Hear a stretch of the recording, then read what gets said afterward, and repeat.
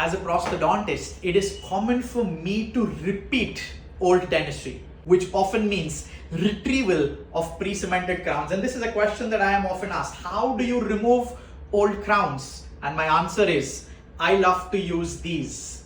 These are called Christiansen Crown Removers. Let me quickly help you understand how we use these. I want you to imagine that you have to remove an anterior crown. It's a PFM.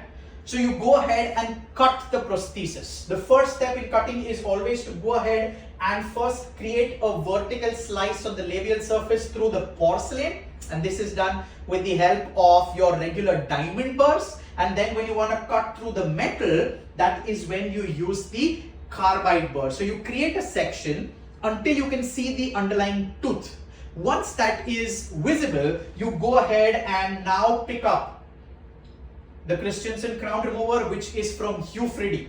The straight one is typically for anterior teeth, the bent one is for posteriors. All you do is you place this into the groove that you have created and then wiggle it across.